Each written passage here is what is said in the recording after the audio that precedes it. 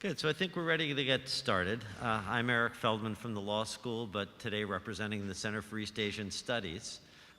With thanks to both Center for East Asian Studies and the director Fred Dickinson, who's here, the School of Design at Penn, the Weitzman School, and the Chair of Architecture, Winkle Dubeldaum, and the Japan Foundation for helping to underwrite this. This is the fourth and final talk in the Contemporary Issues, our Global Issues series that we run that connects Japan to broader issues globally.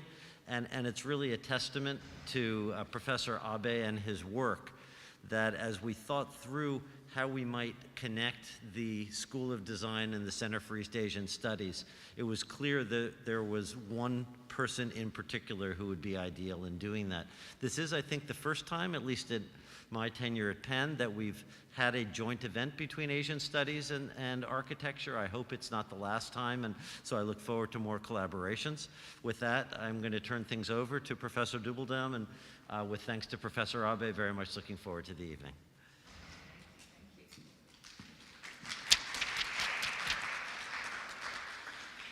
Thank you, everyone. It's a great pleasure. I second the enthusiasm for our collaboration.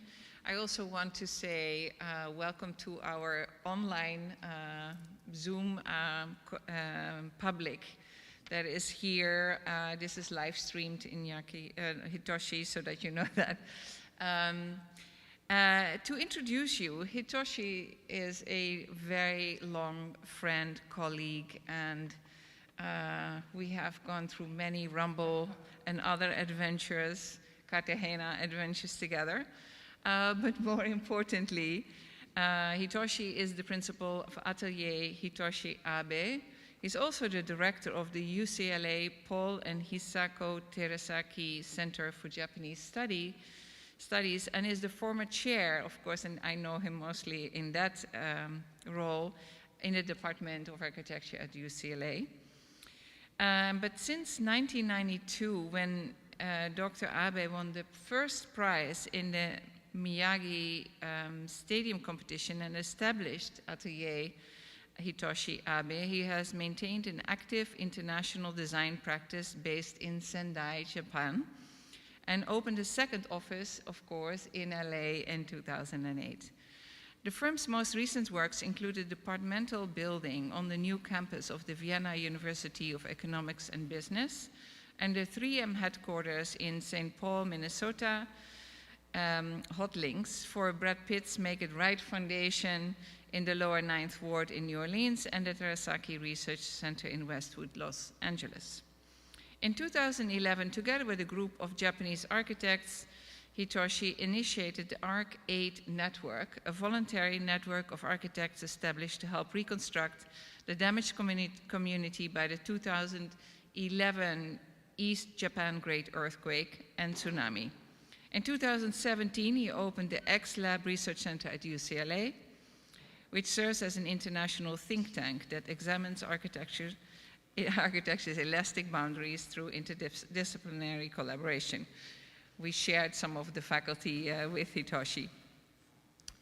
Atelier Hitoshi Abe, known for architecture that is spatially complex and structurally innovative, has been published internationally and received numerous awards worldwide, including the 2011 Japan Society of Finishing Technology Award for the F-Town building, the 2009 Architectural Institute of Japan Award for the Kano Museum, the 2007 World Architecture Award for the Kano Museum. Did I say that twice? No, there's actually twice. You got that twice. That's nice. In 2021, Dr. Abe received the 2011 Foreign Minister's Commendation. They are awarded to individuals and groups of outstanding achievements in international fields to acknowledge their contribution for the promotion of friendship between Japan and other countries. Atelier Hitoshi Abe's work is the subject of two monographs. One is Hitoshi Abe Flicker from his exhibit in 2005 at Gallery Ma in Tokyo, and Hitoshi Abe published by Phaidon in 2009. I want to thank the Center of East Asian Studies for this great collaboration, and I welcome Hitoshi for joining us and look forward to your lecture, Hitoshi.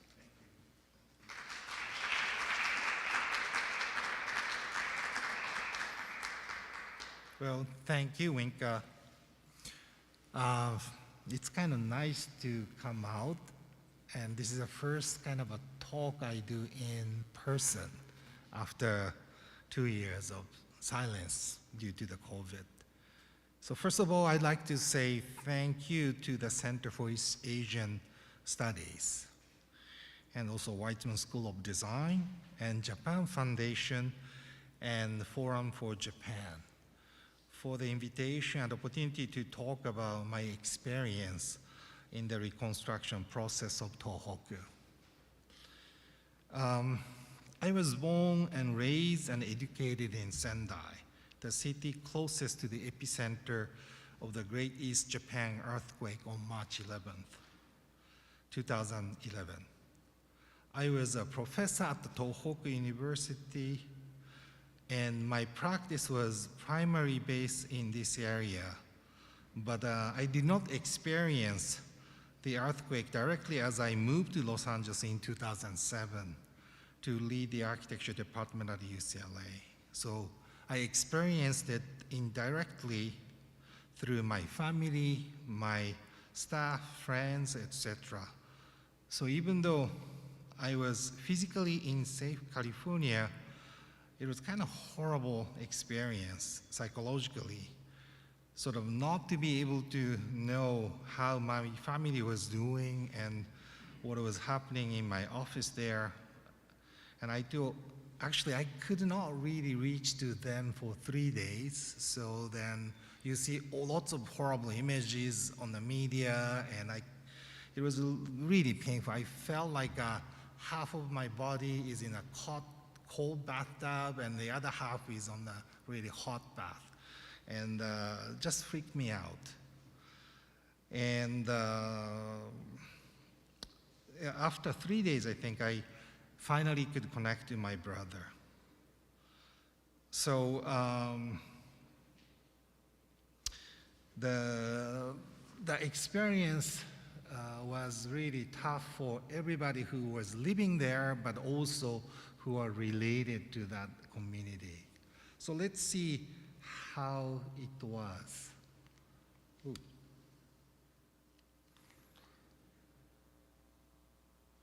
Oops. Technical problem. What was the... Hold on. What? Let me help you out here. What did I do?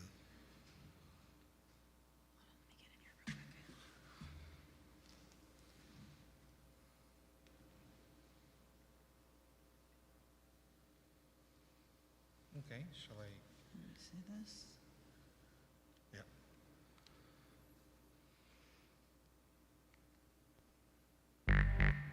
Yeah, that was correct. All right, you're set. Okay. So let's see.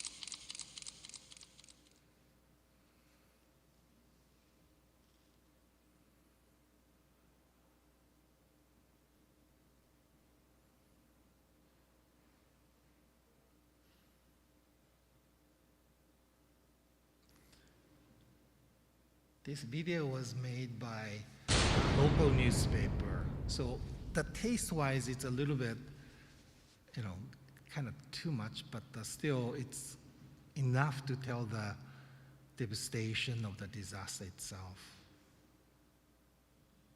So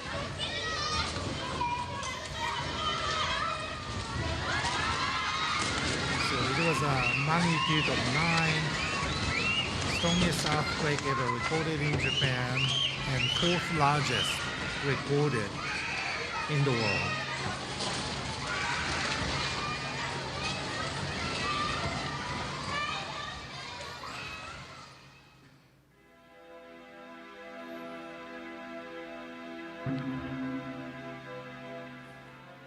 And that's an area called Tohoku, east, northeast Japan, it means.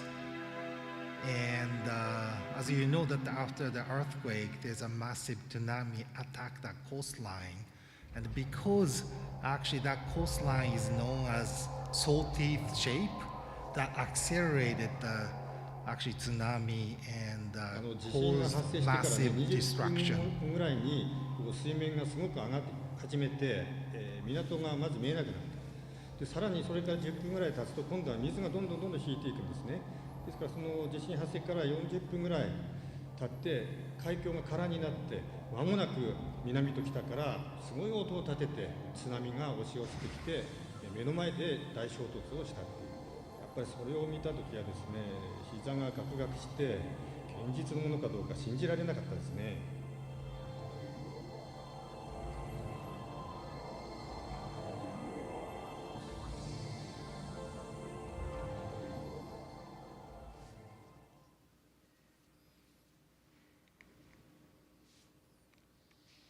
So this is an area affected by tsunami, and as you can see, right, the really zigzag shape. So when the water get pushed against such a narrow bay, then the height of the water is accelerated. So it went up to 30-meter high, which is about 10-story high building, and it created really horrible destruction along the coastline.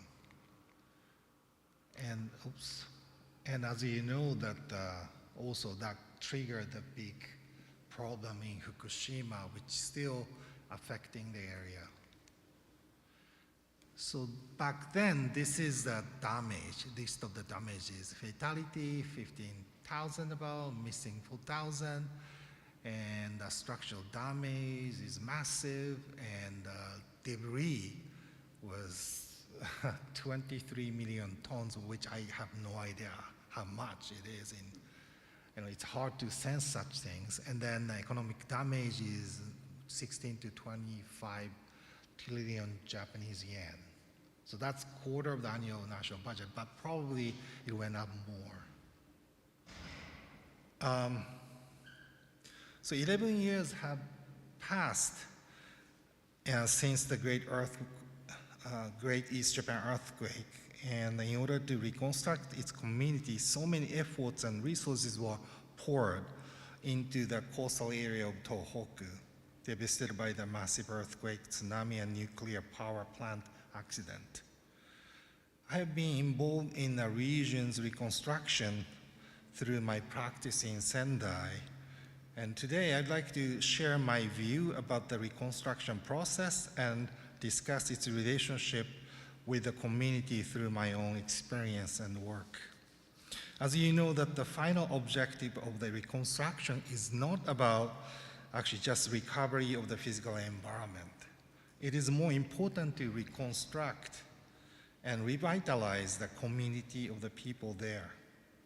So while I review what has happened in the past 11 years there, I came up with a somewhat naive hypothesis about the mentality driving the process and being an essential factor in the reconstruction of a community in Tohoku. It is called wa. Oops. So again, it's a very common notion for anybody who knows about Japan. Wikipedia says the wa meaning the old name of Japan, a cultural concept meaning Japan, and it means harmony, peace, balance, not to contend, and peace negotiations, the result of addition. Like, if you add up the numbers, that's the result. And it means the wa meaning the total of numbers that you add up to. And the idea of war is already shared among really common words, and almost like a hackneyed notion by many people familiar with Japanese culture. I mean, people like you knows this. And I think this mentality of Japanese society to push everything to harmony unconsciously played a vital role in surviving under devastating confusion after the disaster and initiating the reconstruction process. Not sometimes good way, but sometimes not in a good way.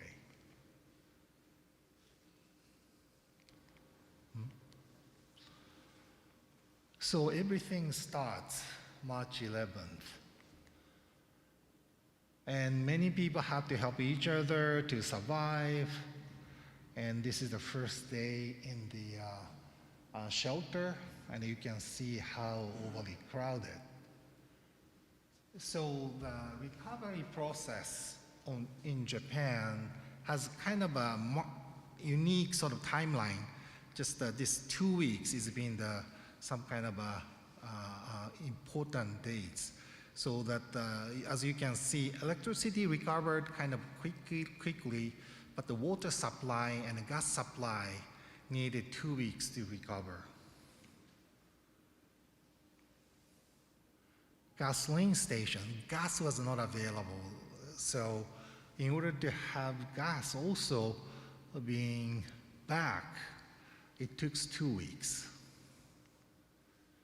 Also, the emergency feed water treatment was necessary for 2 weeks. So how to survive these 2 weeks was the important thing in Japan. In the other words, that the Japanese community or the society needed 2 weeks. That means during 2 weeks, there's no sort of support, and people had to somehow find a way to survive. And this is also showing the shelter occupancy rate. And as you can see, the line here, I don't know if there's any laser pointer here. Oh yeah, this one. Here, this is a line of the capacity. So you can see about 2 weeks, the whole shelter was overly crowded.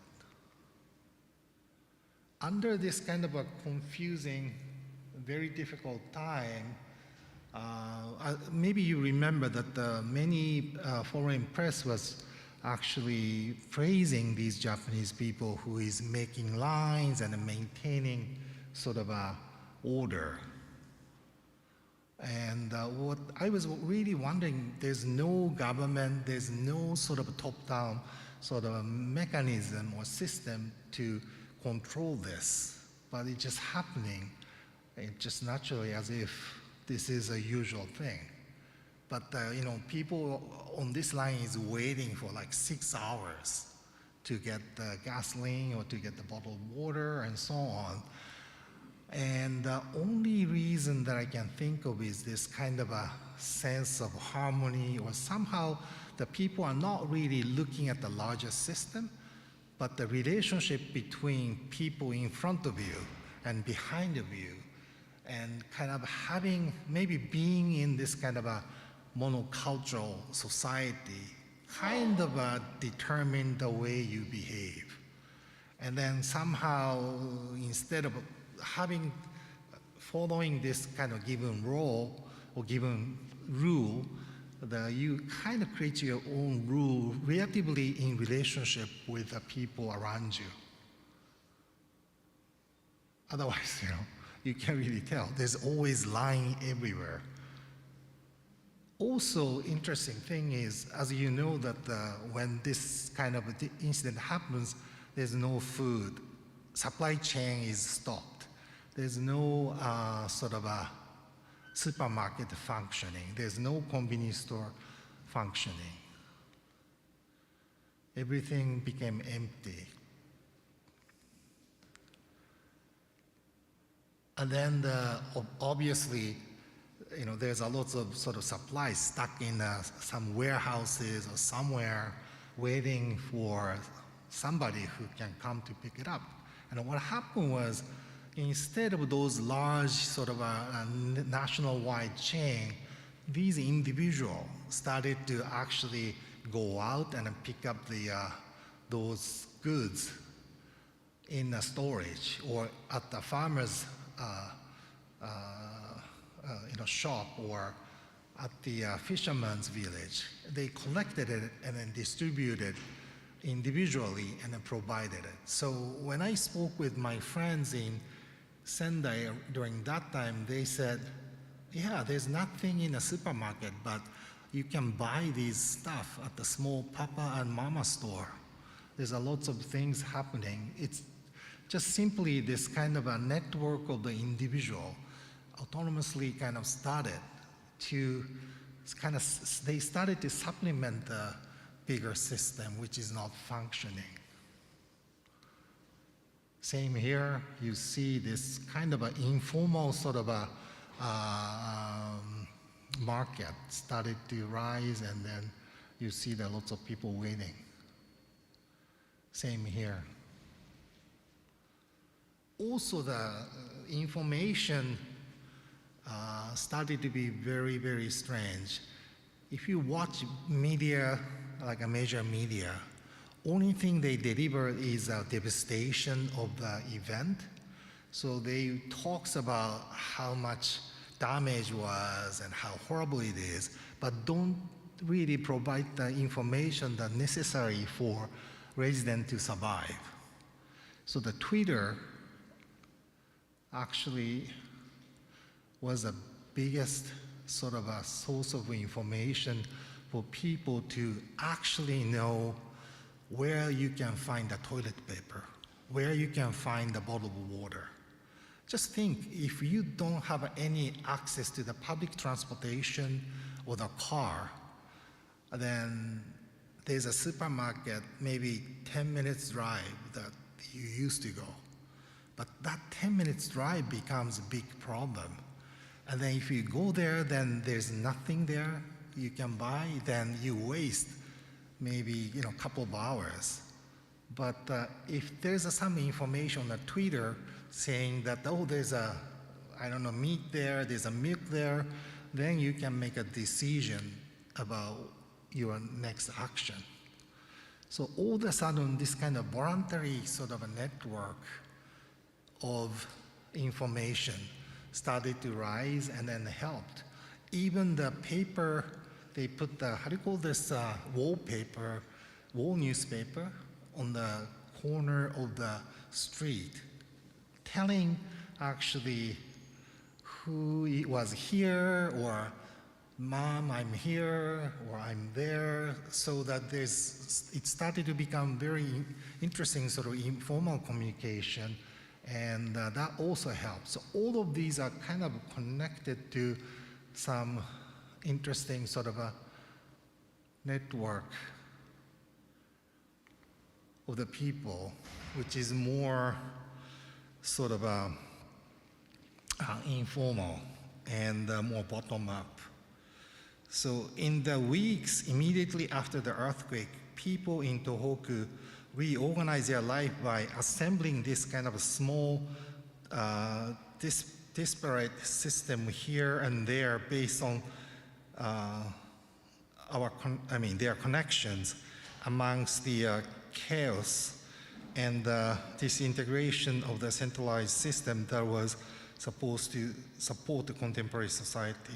So the whole thing was in a mess, so this small system, which were supposed to be a temporary measure for emergency, showed surprising autonomy and strength, helping many people's lives in the most challenging circumstances.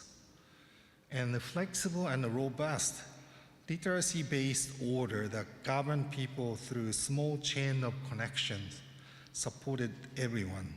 And I don't know, I didn't know what to say, so I thought that we should just call this as a wa. Somehow, this kind of a mentality that the Japanese has, trying to somehow create the harmony and to help each other.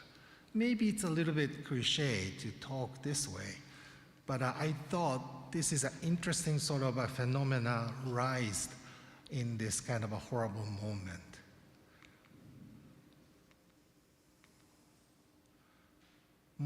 So there was a kind of a idea or hope, maybe the bottom-up sort of a system can help to survive through this difficult time. So architects started to think about this approach. And of course, Shigeru Ban started to do this kind of a voluntary work to help victims. So he provided a petition for the shelter, and people like also Toyo Ito started to propose house for all. But you can see that the house for all is also the idea to actually provide the meeting place for the community to reinforce their sort of relationship, their work, by actually creating this kind of a symbolic sort of a facility funded by the donation. So we started arcade. Actually, we started this arcade on March 13th, 2 days after the earthquake. And just simply, the arcade is an idea to create a network of architects to help the community to come up with their sort of future plan.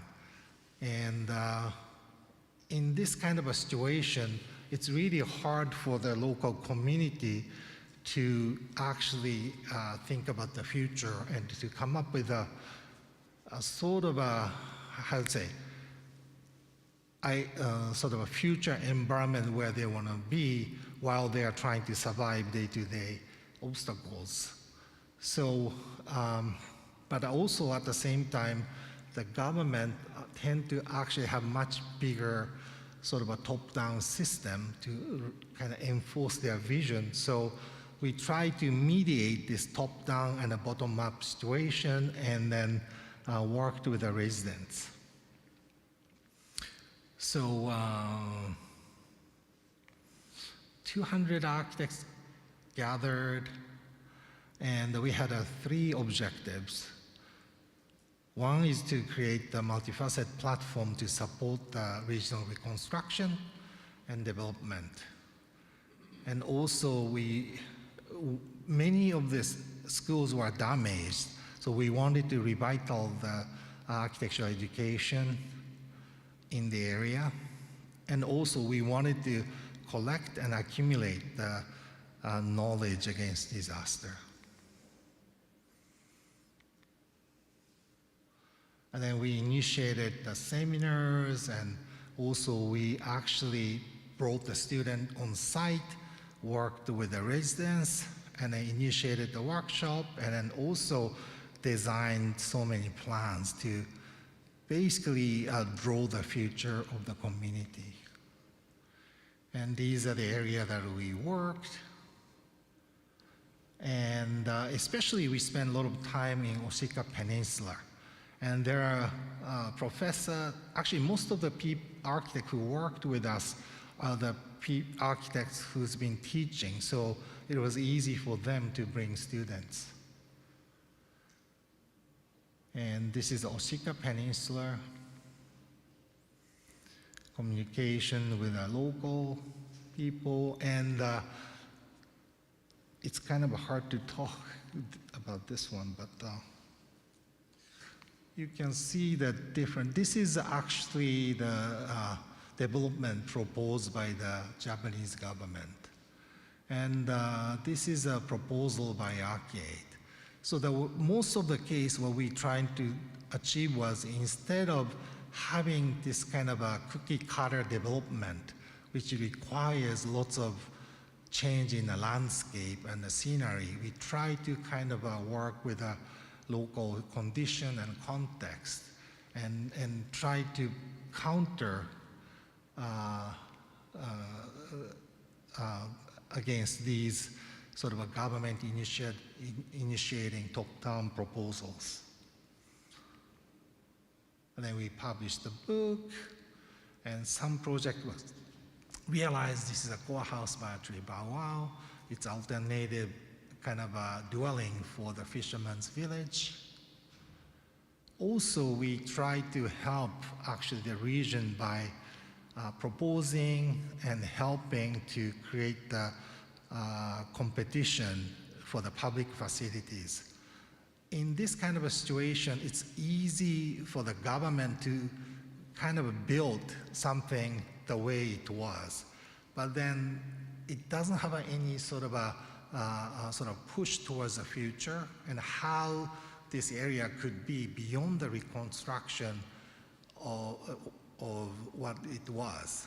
So we actually worked with the local government and then set the public competition, and there are a couple of buildings being built, such as nursery school or junior high school, so that it's designed not only to build what it was, but it was built towards the future of this area. But then we ended Arcade 2016, 5 years after the disaster. The reason we stopped Arcade is actually the 5-year is a term determined by the Japanese government for the period of reconstruction. And we did not want to continue this voluntary network for the sake of continuing it. So we actually, when we started it, we decided that this arcade should actually be run only for 5 years.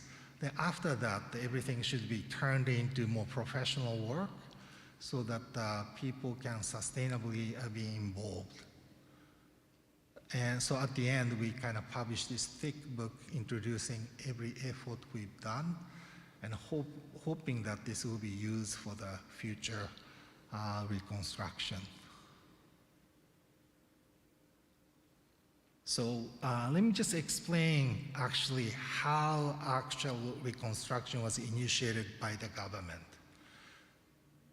Arcade approach was quite interesting, but the problem was, you don't have a power, you don't have a political sort of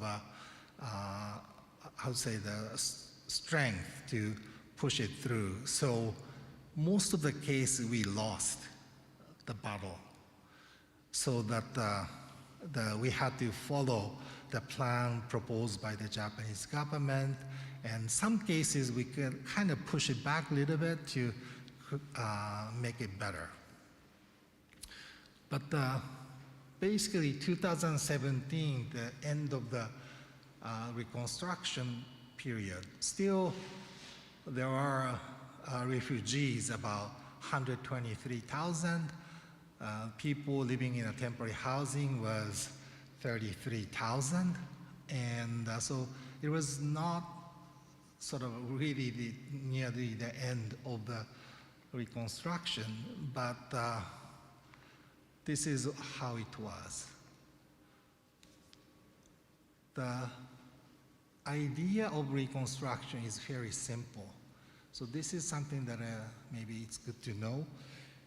Tsunami was a problem. So they determined the tsunami into two categories. L1, tsunami happens 30 to 100 year cycle. L2 happens 400 to 1,000 year cycle. And then they decided to build the seawall against the L1 tsunami. And then let the L2 tsunami go. So they know that if the water goes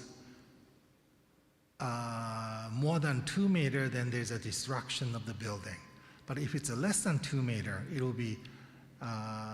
it will not affect the building. So they actually determined this 2-2 line, meaning L2, 2 meters. So then beyond this line, you can build residential projects. But before this line, there's no residential project allowed. And also because of the lesson learned from the tsunami, which basically destroyed all the seawall, they decided then to create the seawall in this new section, which is very strong against the energy of the wave. So if you just imagine how wide this could be, depending on the height, this takes over the entire coastline. But this logic become the sort of a basic rule, principle to do the reconstruction of the area. So problem is though, this formula changes depending on the shape of the landscape. So if the coastline is narrow, the height of the L1 tsunami gets higher. That means sometimes the entire sort of area can be inhabitable.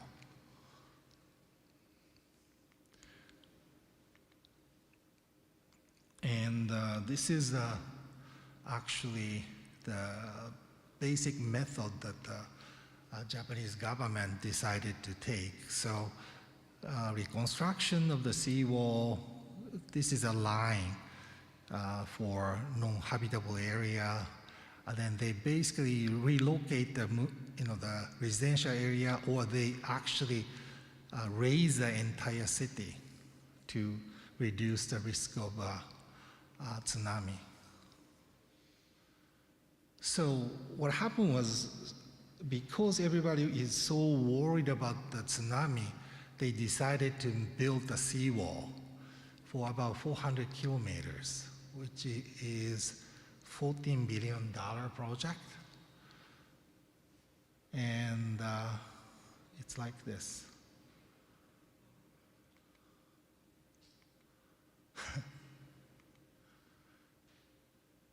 So as you can see that because of the shape of the new seawall, it takes up the most of the beach area.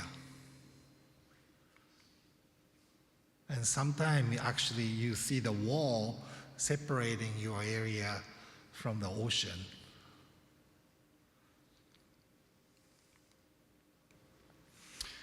And this is basically what's going on, but then also Japanese government actually said this is not something you have to do.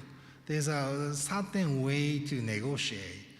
And this is a kind of research done by my friend Professor Onoda, who worked with these areas. And maybe so we can compare with a case of Kamaishi, Rikuzen Takada, and Ogatsu. This is the Ogatsu area, and then you can see how kind of deep this kind of coastline is. This is how it was. So you can see all the residential, they create the sort of nice streets and then small villages along this bay. But after that, everything was destroyed. So based on the rule that they really followed the rule proposed by the government. And what happened was then, you can see there's nothing here. They had to concentrate whatever left there. That killed the entire sort of a historical relationship and a culture, and then a whole town, which used to be more lively, known for their production of the slate, became something like this. Because just simply, they follow the top-down decision. And the case of Rikuzen Takada,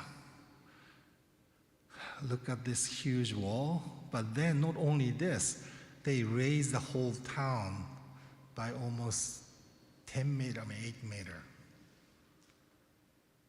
And because also, actually this area was known for active city and a historical town separated by this river, but it seems like a mayor came from this area, so there's more development there. They pour a lot of money there. And then the lively town used to be like this, with lots of small buildings, with a little narrow streets, became something more like a shopping mall. Or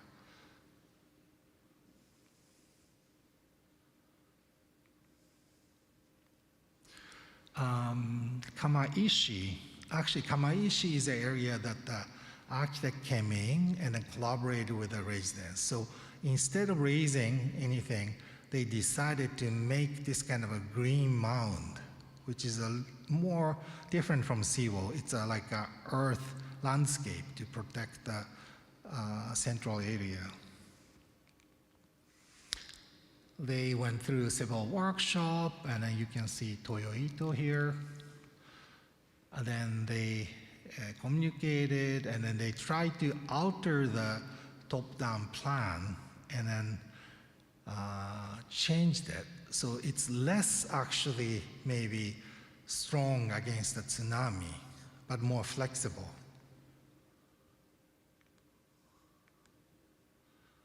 So this one somehow kind of kept the vitality of the city, and it's known as one of the very successful case because of the involvement of the residents.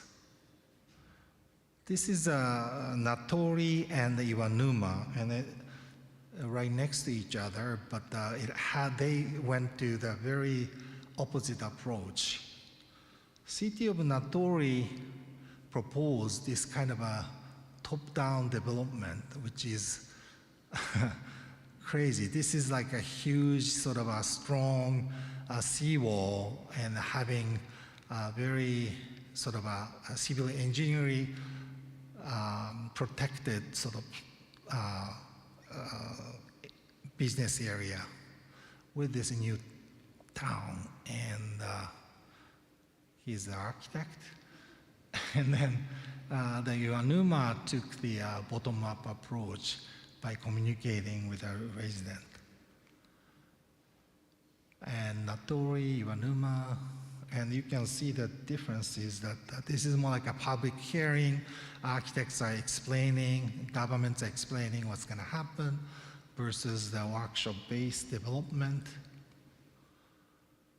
And then what happened was, because everything went over budget and the whole thing collapsed, and then this is how it is, and Iwanuma is more, maybe this is more banner kind of proposal, but you can see the difference between top-down development and the sort of a top-down and bottom-up development. So what has happened in Tohoku is that the harmony also implies that the obedience to the system, so that the people wants to work with the government, wants to obedient or follow the instruction. But most of the case that the resident followed with the top-down decisions without any communication ended up as a kind of a failure. And many cases that the active sort of involvement of the students, I'm not the student, involvement of the resident happened actually brought the project to the more success, which is somehow, you don't have to maybe talk about it in a lecture, but it's really happened in the reality of Tohoku. So in the case of then a scale of architecture, what happened, the problem was people never wanted to go back to the area. As you can see here, 80% of the people are unsure if they want to go back to where they used to. And this is a number of the people who left the area. And if you look at the way people move, the day one, many people go to the shelter, and then they have a lot of sort of way to kind of stay. But unless you have a secure home, people get out and move to the different region. And towards the end, it is very important to have temporary housing secured, but then also to have a subsidized rental housing, but most importantly, to have government-funded recovery housing to give the permanent home. So they actually plan to build 30,000 units. And at the end of the 5-year reconstruction, they could make actually 19,000 units.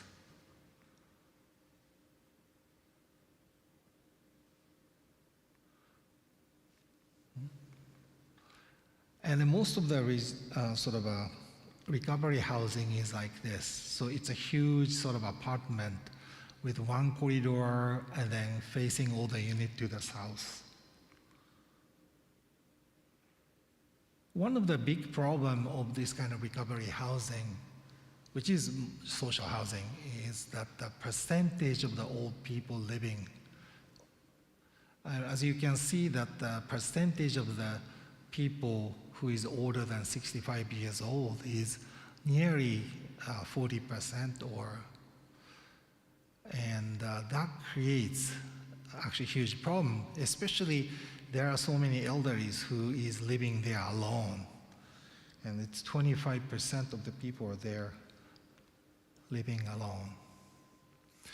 And the number of solitary deaths started to become the problem. And as you can see, you know the solitary deaths, right? So the people die and then people don't know actually that person already passed away. And this has become a big problem. And these actually housing could not really help. So there's a discussion about if there's any sort of a way that architecturally resolve this problem, or at least improve the situation. So we actually tried, it was one of the big issues for architects to design such kind of an environment to avoid solitary deaths and encourage people to communicate, to kind of recover the relationship within the community. So this is one of the prototype that we try.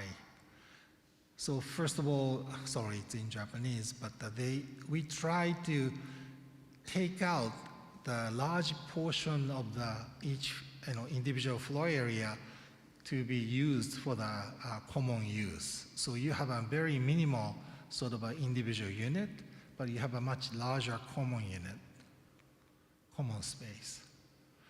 And also we decided to design the community beforehand by actually selecting the kind of people who might be suitable to this community. So this is a design of the prototype. It's a little bit difficult to understand, but there's a sort of 3 layers of the community. So this area with a dark blue along the, let's say this is the first floor, second floor, third floor, and there's a circulation, and then we will have much older people around this sort of area near the vertical circulation. And then we also trying to encourage the community on the same level by putting some sort of a common space.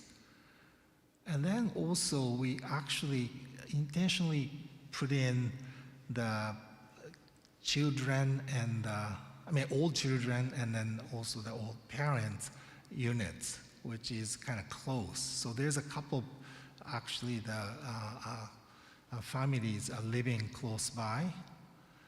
And also we created some sort of a unit who will be in charge of activating the community. So this design community was in place.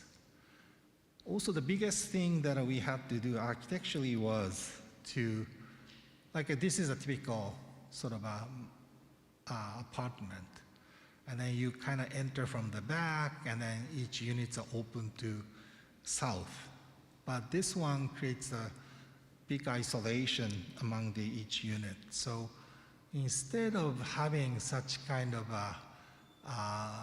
the back entry where the dark entrance is, and then you have a bright sort of a living room, but just open to the air, we started to design so-called living access so that the people will come to the house from brighter side, from the living area. So you can kind of see what's going on in this unit. So that might help to creates the interesting sort of interaction among the different people who is sharing this housing. So how to make such kind of gradual kind of a openness in this kind of a housing has become a big sort of a issue. And also we started to design different way to interact people when you arrive and then as you go through the building. So this is a plan, and you can see these stairs, and then this unit goes in this way, goes in this way, and then there's a, in the middle there's a common area where there are lots of terraces are open to the public. This is each unit. This is a sort of a common shared house, a shared room. And then this is also each unit has this common sort of area run by the organizer. This is a ground floor. You see the parking and then gardens, and also some social area are kind of arranged to encourage the people to encounter to each other. So based on that, also we kind of create this Shichigahama community residence. So we divided this huge recovery housing into small clusters, surrounded this kind of a community courtyard. And then sort of created this access so that instead of coming from the back, everybody is kind of walking around this courtyard. And then there's a kind of a private terrace, and then a living room, and then private room. So there's a kind of gradient of the publicness and then also the privacy. And also in the middle, we have a community kitchen where everybody can share a meal and so on.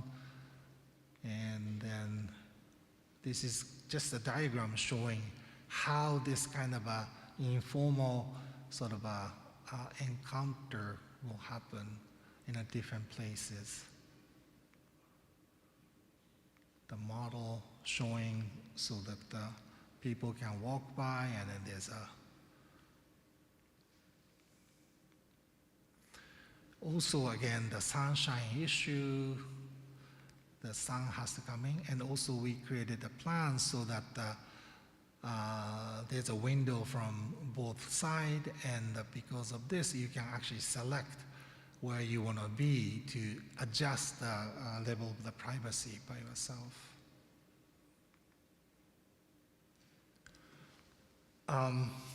The biggest question is, even though we have this kind of a design and try ourselves so hard to revitalize the community, or at least to create some sort of a first step to, by stimulating the people to interact with each other. But can it work? Architecture can really contribute to create such a relationship? I'm not still sure, because after looking at what happened in the building that I designed, some are really working, but some are not working. So it's really kind of makes you feel like how much architecture can do. And I just mentioned about this sense of wa and sense of sort of the kind of mentality that Japanese has towards the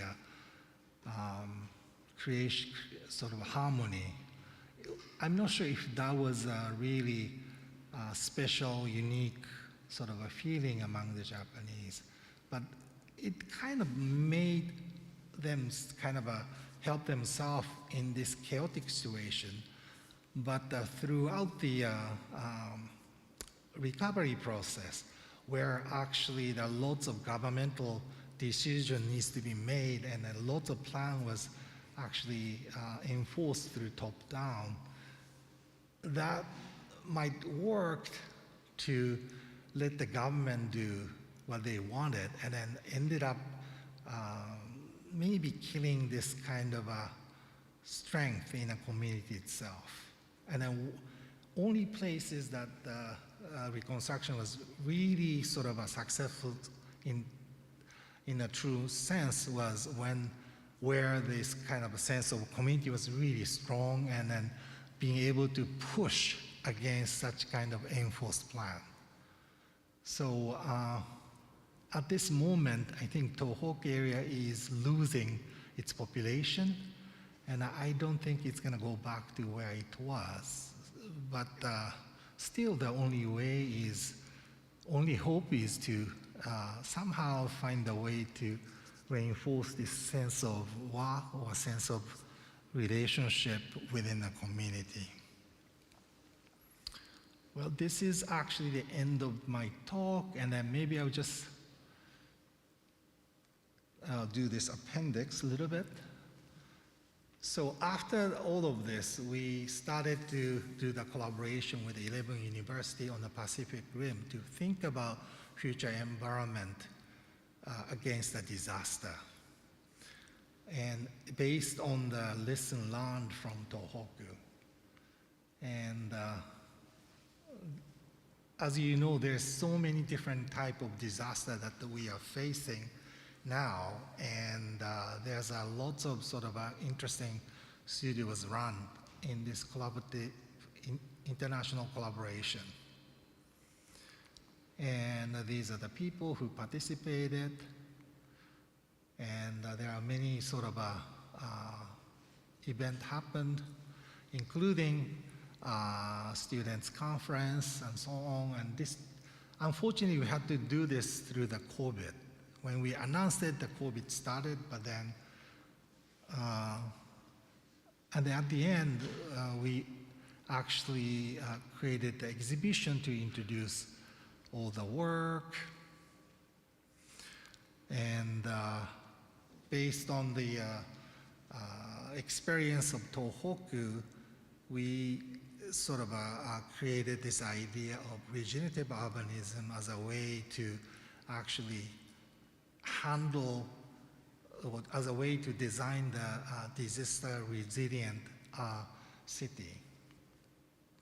I guess I'm not going to get into that much, but I just wanted to show off about this exhibition.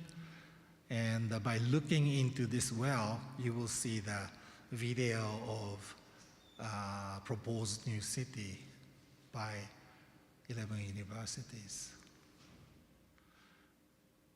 And then the purpose of this exhibition is to introduce this new idea of the city and introduce the effort by 11 universities, but also, most importantly, to tell everybody who comes here that we are exposed to the disaster every day. And it is very important to participate in thinking about the disaster. And this exhibition will run until 24th of this month. So if you happen to be in Japan, please come to join us. Thank you.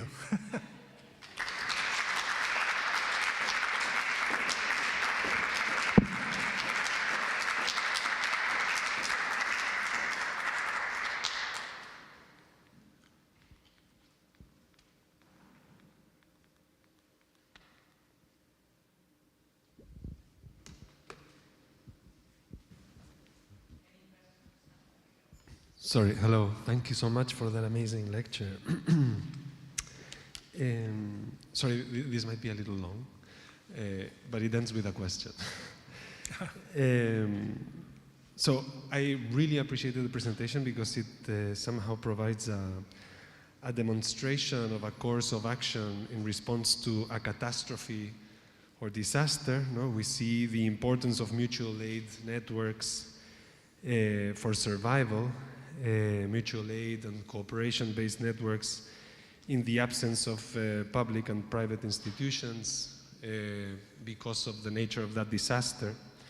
I think here the the case of COVID in neighborhoods like where I live became also another example of how mutual aid networks of, regular citizens, mom and pop stores with food, restaurants, etc., started creating a network to support the families that were most affected by the COVID catastrophe for them, by providing food and so on. No?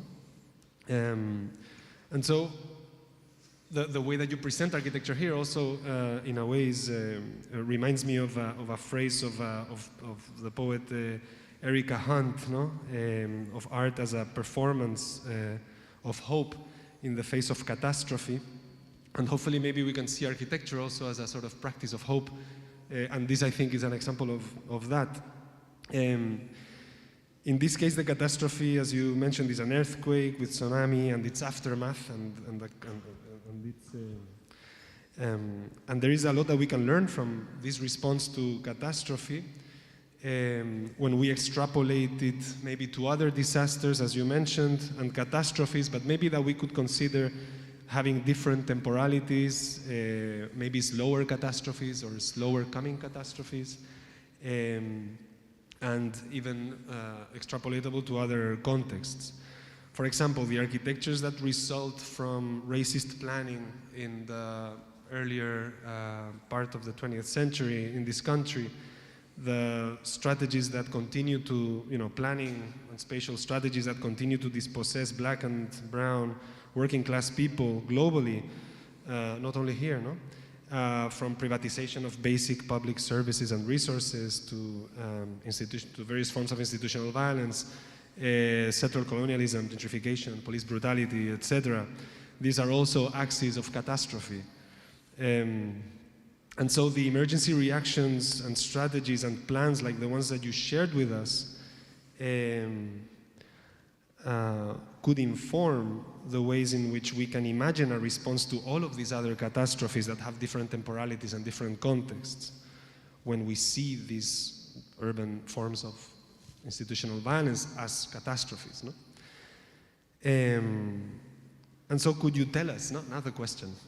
So first, thank you so much, because this, I think, offers a way of seeing our immediate environment with a new light in ways in which various articulations of grassroots organizations and institutions can suddenly enact an emergency plan to respond in a humane way to a catastrophe. So I wonder if you can talk about these articulations, no? Where the funding would come from, how NGOs, humanitarian aid organizations, partnerships with government agencies and grassroots organizations and community organizations that were, and you were mentioning the success of the areas that were, more community-based and had that that you mentioned, no? If you can speak a little bit to those articulations, those institutional and para-institutional articulations that made possible something as beautiful as Archi-Aid. To be honest, it was really hard to hear you. So I'm kind of guessing what you said. But so I kind of talk about this lecture. I wish if I could organize it much better. But basically, this is trying to say that the kind of failure, there's a possibilities and a failure. If you look at it, we saw there's such a huge possibility that in the community resilience that the Japanese people actually presented right after the disaster. So as an architect, also there are many people got together and they didn't get paid, right? They collaborated. So we thought maybe there's a way to change things. There's a way that we can do, the cell phone, all these kind of personal devices, and also the people started to be aware, and then the architects are connected, students, so maybe we can do something really different to change the course of reconstruction and design something towards the future. But then, as you can see with the seawall and also what happened, there's a huge sort of a not the pushback, like a troop of sort of money and people sent by the government. And basically, marching through this kind of a weak, sort of autonomous connection of the people, and then just push it out. And then as an architect, even though we saw the opportunity, but only thing we could do at the end was to really trying to help to reinforce such kind of a personal connections. I kind of made it up like a wa, because I didn't know how to call it. So I said, let's call it wa, but wa means ring, and one meaning also the number that add up, right? So I thought wa, so wa didn't really, it just raised when the big force was not there. Once they come back, it was basically wiped out, and only certain area with a coincidence, there are some kind of strong voice, or there are some strong entity, could find out. Like a Kamaishi's case, Toyo Ito was assigned by the government, and then he actually had a power to listen to the local residents. So I'm sure there's a way to do this much cleverly. There's a way to somehow to connect these individuals and then use that to alter the policies and then approach. But this time we couldn't do it. 228 architects together, but unfortunately we didn't know how to deal with it. Two, even though you knew like how to fight, but you couldn't win. And also there's lots of there are many organizations, not only Arcade. Remember the architecture for, what was the Cameron's Architecture for Humanity was there. Then the problem was the Architecture for Humanity was like a parachute coming down. So they couldn't find a way to be connected to the local people. And then there's other also non-profits, but something was missing. And then I think there must be the way to sort of address urban design through point of this collectiveness, but this time, we weren't ready yet. Sorry, I'm not maybe answering your question, but.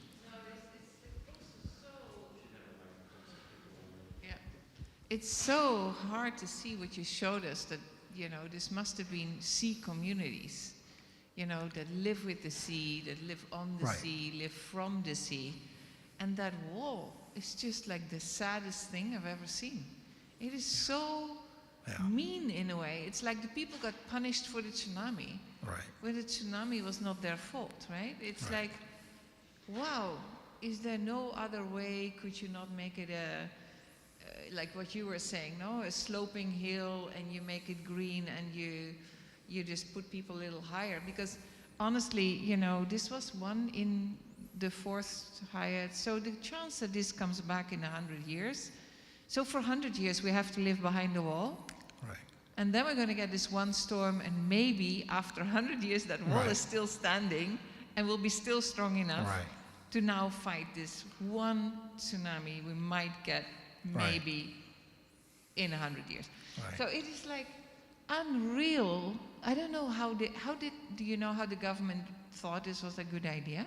I mean, after the devastation was so big, so people were so scared. And then also after the disaster, what happens is, I really want back my life before, right? And then there's an area that I used to live. There's only foundation left. How can we go back there? Easiest solution is, there's a wall, you're okay, you can go back. Just really crazy. But did they go back? Yeah. People went back Some behind the people wall. went back, but it's horrible to live in front of a concrete wall, right? So that's why there are many people who is been struggling, and they lost lots of population. They are still losing. I mean, even this area was losing its population before the earthquake. So it's sad, actually. Thanks. So I guess I have an optimistic and a less optimistic comment. The optimistic one is it's extraordinarily refreshing to hear what you and your colleagues in architecture are doing for communities like this. And there are obviously going to be more and more communities like this as the range of disasters from global warming and such increases. And so I'm just really impressed seeing all of the work. The less optimistic one, and you just alluded to it, is that my understanding is most of the communities along this coastline have lost many of the younger generation over the Right. years who have left these communities and gone to Right. Tokyo. The population is aging, old already Right. and aging, and the Right. picture you just had up is like 4 people under 70, I right, think, and right. everyone else is old. Right, And these are economically deprived areas. right. So right.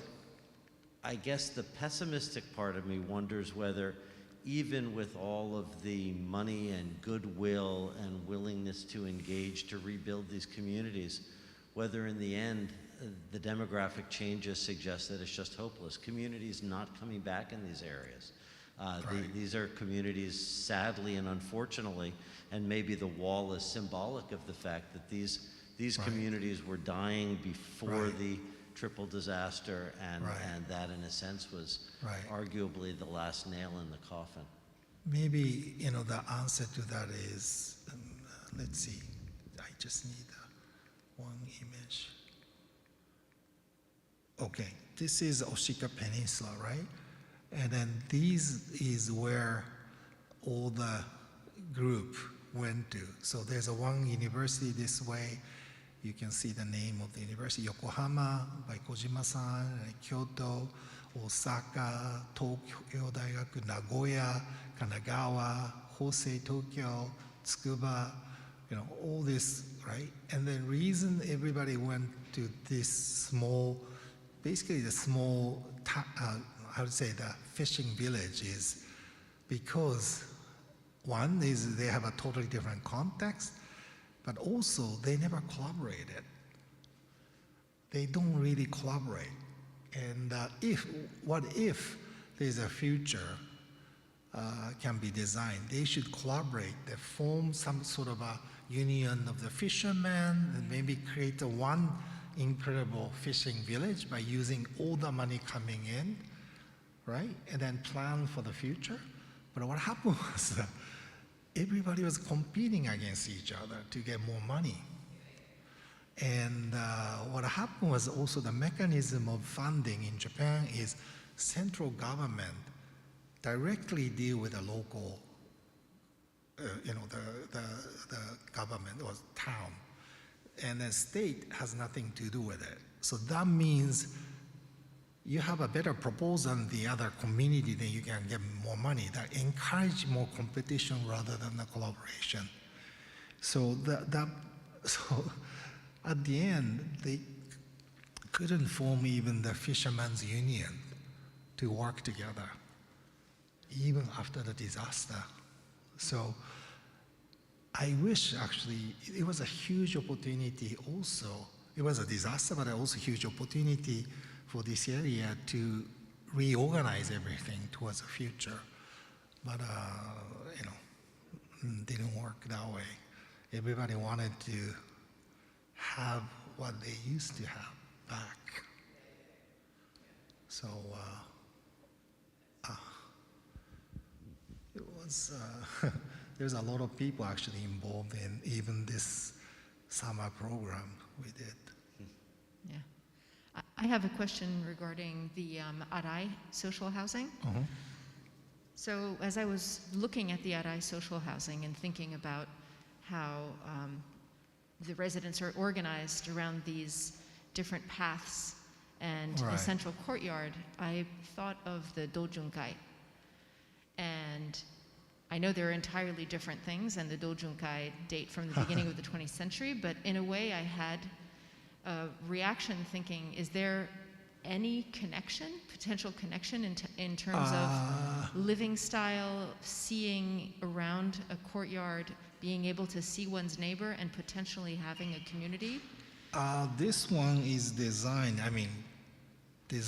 to basically increase the interaction of the residents as much as possible. So that was based on that. So maybe we looked at the dojunkai, to learn, but I don't really remember.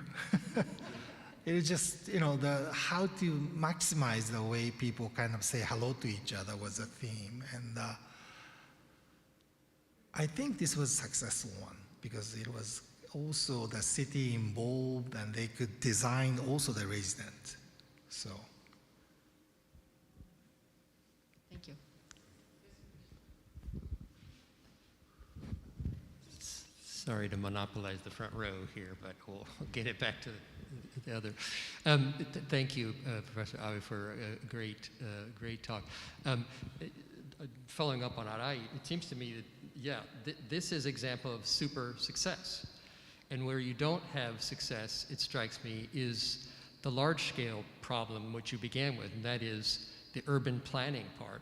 So I guess my question is, do I hear correctly in what you're telling us is that, I'm less sort of inclined to sort of bring out why and talk about certain circumstances in Japan that are special in that sense, but it strikes me that you're giving us a very interesting vision of one thing that I've always, I'm not an architect, but I've always heard about the problem in Japan in building, and that is there's no urban planning, or the structures in place, the political structures are not conducive. They haven't been, and it sounds like there still aren't in place. And I guess I would just like you to comment on that. Is that really one of the big issues here? And is Japan particularly peculiar for that problem for architects such as yourself who want to do larger scale? You clearly can have great success in this small scale when the bureaucrats in Tokyo leave you alone. But the moment you move out of this, 1 acre area and try to do something bigger, then in comes the army, right, from the central command. Is that a proper characterization? In case of architectural, the reconstruction master plan, right? The architects were not the initial sort of action maker. It was a civil engineer, because it is about how to protect the town from the wave. And then these civil engineer somehow doesn't like architects. We are naive and we are sort of too soft. So all the master plan was drawn by the civil engineer. If you remember the section of the landscape, so there was like boom, boom, boom, boom, boom. It's completely sort of based on the grid that they provide without looking into the landscape and the uniqueness of the area. They are mathematically driven and efficiency driven, and also they have some kind of template to apply. And because there's so much sort of an area needs to be done, so those troops came in and then put. Then the resident was told this is what needs to be done, so this place will be safe. So we are the one who came in as a volunteer saying, maybe you shouldn't do this, this is better. And it becomes sometimes trouble because that might delay the process. If you just agree, they will give you money and then they will just finish your reconstruction. But if you argue, that will delay the process. You might become some kind of a person who is actually distracting harmony, right? So that becomes a big problem. So And in this case, the what becomes more negative and then the positive. And is it something peculiar? Yeah, I'm sorry, is it something peculiar? I mean, I don't know the circumstance of the United States, but would you say this sort of civil engineer versus the architects is particularly of a problem in Japan? Or? Yeah. Yeah. I mean, it is historical. No? Worldwide. Okay. All right. But in this case, very big, Yeah. I'm sorry, I was just going to say my memory of the coastline of Japan, for 75 years has been managed with concrete. So there's an attitude coming into all of this of how big is the wall? Not should there be a wall or should there be two walls? It's, how tall do I make it and how much money did the concrete company get? And Again, all of that. the opportunity was presented to the local community. So if you don't like it, you can. But then the problem is many people wants to have everything to be safe and secured as soon as possible. So depending on the political situation, depending on the social situation,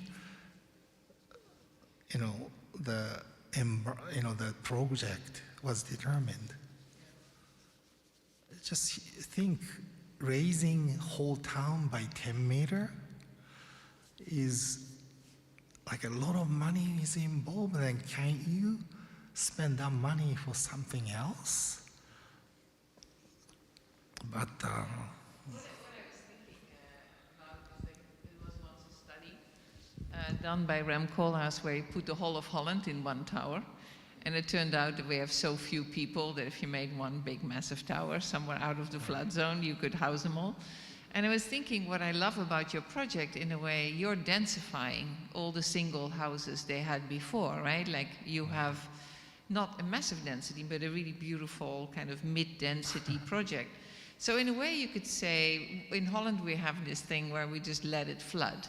So you could say, make a park in front of the ocean, right, deep enough to the flood zone, take all the little single houses, densify them in your project, which you're already doing, right, and just move over a little bit, right? Right. Like why the wall is such a crazy, because first you live beautifully at the ocean, and now you live beautifully behind the wall. You could have just retracted back into the country, densify it a slight bit, and just have this, right? You could have had this all.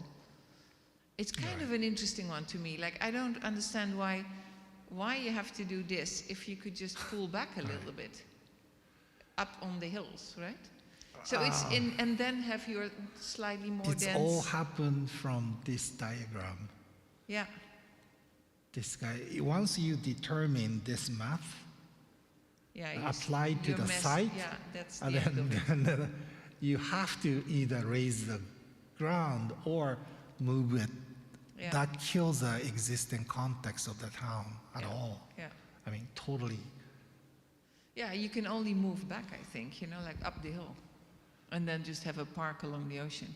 So the Kamaishi's case with the one that Toyoito was involved, so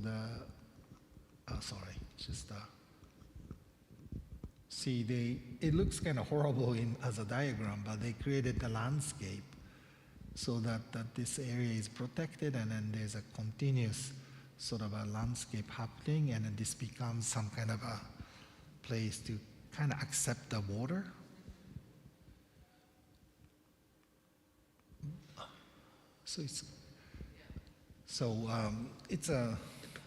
You're right. It has to be more flexible, and it creates a more dynamic boundary between ocean and the land. But unfortunately, it didn't happen, or it maybe happened at the Cebu area. You can see the sketch there, right? So that the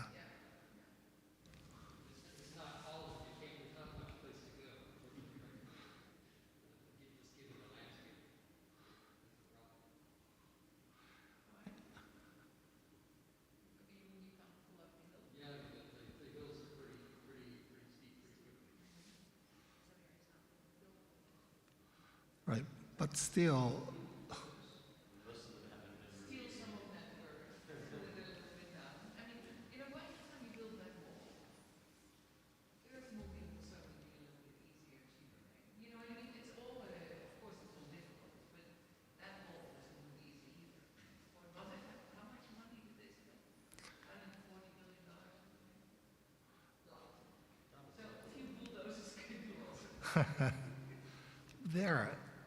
I think they spend a lot of money. I mean, this one is it's called green triangle, so you can see that they try to protect this part of the town by creating sort of green, sort of a hill, which is a little bit maybe in shape, but this is a little too exaggerated because of the scale, right? It's not that small, so then this becomes like there's a first line of the defense and a second line of the defense here.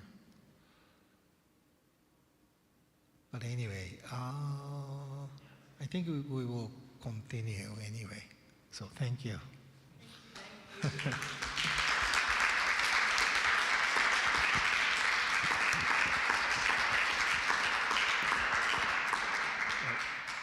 This is not my